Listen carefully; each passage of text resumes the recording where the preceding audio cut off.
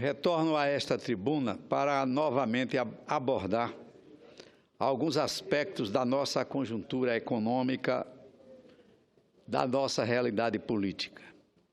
Parece-me que hoje existe uma percepção difusa, talvez uma conclusão óbvia, de que os desacertos da economia encontram-se no cerne de todos os males com os quais, lamentavelmente, o país vem se defrontando.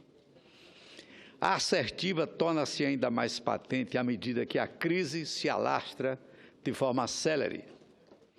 Basta lançar um breve olhar na direção dos indicadores econômicos para constatarmos, sem equívoco, que a condução catastrófica da economia nacional repercute implacavelmente em toda a sociedade, produzindo muitas outras crises, todas em escala exponencial. Neste momento triste de nossa história, as crises que, de forma desafortunada, assolam o Brasil são múltiplas e multifacetadas. São muito além da economia e também de natureza social, política e de credibilidade. São crises que se alimentam mutuamente. Com efeito, todas elas reverberam o prosseguimento de uma política econômica equivocada, cujos efeitos danosos transcendem a seus próprios domínios. Trata-se de uma crônica anunciada, sobre a qual venho frequentemente alertando desta mesma tribuna. Os números que regularmente surgem atestam a premissa. Dados divulgados na última semana pelo Banco Central revelam que o resultado das contas públicas no Brasil bateu um novo recorde negativo, atingindo o pior resultado desde o início da série histórica de 2002. No mês de fevereiro deste ano, houve 23 bilhões de déficit primário. Em 12 meses, até fevereiro deste ano, o resultado negativo somou 638 bilhões de reais, o equivalente a 10,75% do PIB. O próprio Banco Central admite que o resultado deixa evidente o descompasso entre as receitas e as despesas neste período. As receitas recuaram, em termos reais, algo entre 12% e 13%, refletindo em grande parte o ciclo recessivo da atividade econômica, mas ainda uma inclinação perdulária do governo.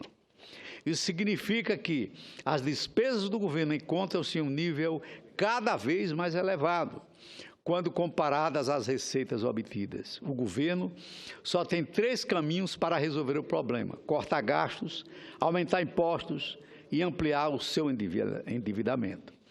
O cenário de mercado já aponta que a dívida pública pode alcançar 73,2% do PIB neste ano de 2016. Contudo, com a deterioração do cenário que vemos, é possível que o número real venha a ser muito pior.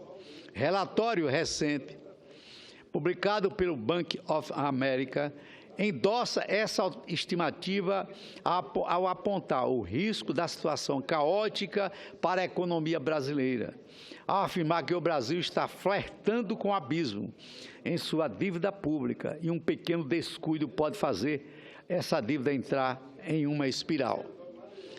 Caso a incúria do governo brasileiro continue, em breve o país terá uma dívida impagável e poderá voltar a viver as mazelas da hiperinflação e taxas de juros ainda mais elevadas do que as atuais. A estabilidade da moeda, construída a partir do governo Itamar Franco, e a ampliação das conquistas sociais no governo Lula serão colocadas em xeque.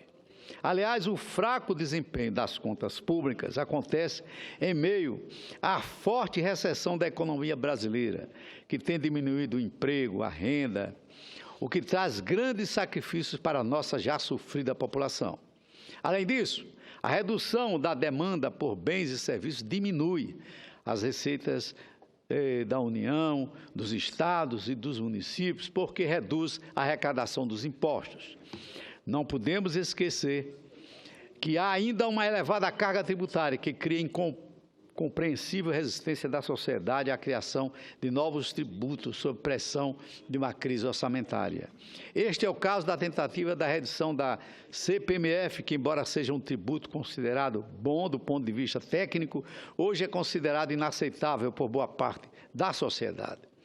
Deixando a esfera das contas públicas, os reflexos dos desacertos da política econômica podem ser aferidos na retração do consumo e na queda da confiança da indústria brasileira. Atingimos uma marca nada desejável de 24 meses seguidos de taxas negativas de produção. O mau desempenho do setor é liderado pela indústria de consumo de bens duráveis, automóveis e eletrodomésticos, de bens de capital como máquinas, equipamentos e materiais de construção.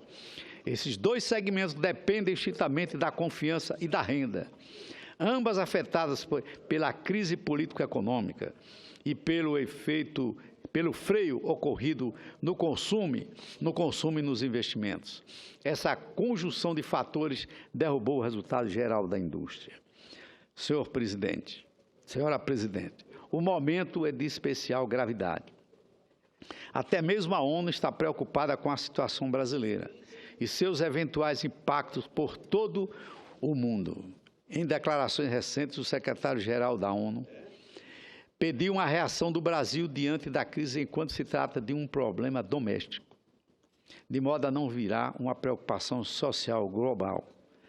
As dificuldades para equacionar o problema da dívida pública têm levado o governo a reduzir seguidamente a meta fiscal, em um claro sinal das incertezas que o futuro nos reserva e, sobretudo, acerca da efetividade das medidas adotadas.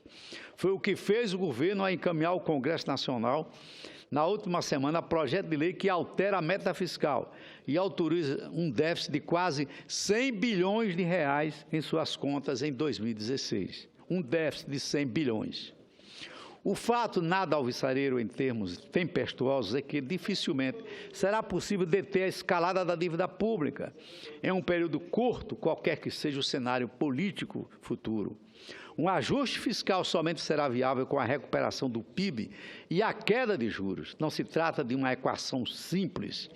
O tamanho da dívida, os juros reais acima da inflação e o crescimento da economia, que são variáveis que devemos levar em consideração para manter um superávit, vivem um momento desfavorável, como bem sabemos. Para completar, o espectro de um descontrole inflacionário ainda nos espreita. A situação requer um esforço grandioso de toda a sociedade e, sobretudo, a adoção de medidas efetivas. O que mais causa perplexidade, entretanto, é observar a incapacidade do governo de reverter sua falta de credibilidade perante a sociedade e os agentes econômicos, quanto à condução da política econômica do país. Isso, sem dúvida, resulta em um quadro de contaminação generalizada de amplos setores da nossa sociedade. Não é à toa, enquanto o país precisa de propostas de reforma mais profundas, o governo dá sinais erráticos e age como se estivesse numa campanha eleitoral, fazendo de tudo apenas para evitar o processo de impeachment na Câmara dos Deputados. Com isso, repete os erros de 2014, quando fechou os olhos para a gravidade da crise e empurrou com a barriga o dever de colocar em prática as medidas que evitassem com que chegássemos na situação em que nos encontramos. A solução, senhora Presidente, não pode ocorrer mediante uma ação que não seja uma construção democrática. A crise econômica só pode ser resolvida pela política. E a política está, sem dúvida alguma, em todos os setores da vida nacional, não só nas manifestações, também internamente no Congresso Nacional. O Congresso Nacional, neste momento, é chamado pela população para tomar uma definição. E eu acho que o governo poderia sinalizar, sem dúvida alguma, para uma saída democrática, menos traumática, que não pudesse causar tanto constrangimento a este Congresso. Poderia concitar as forças vivas da nação para um acordo envolvendo a possibilidade de novas eleições neste país. Inclusive, O senador Capiberibe hoje teve uma reunião conosco, na reunião do Bloco Socialismo e Democracia, e apresentou uma proposta que, sem dúvida alguma, fortalece uma outra que já está na Comissão de Justiça e que o relator é o senador Anastasia, para a aprovação de uma proposta democrática que é utilizada em muitos países do mundo, inclusive nos Estados Unidos, que é a aprovação da revogação do mandato eletivo, que é a aprovação do recall, de tanta utilidade nos regimes democráticos para a solução de crises institucionais como esta que nós estamos vivendo.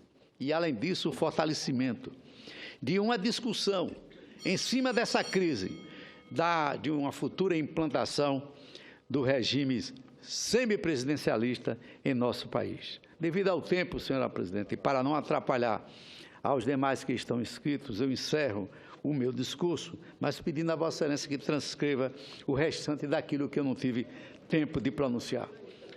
Agradeço a Vossa Excelência.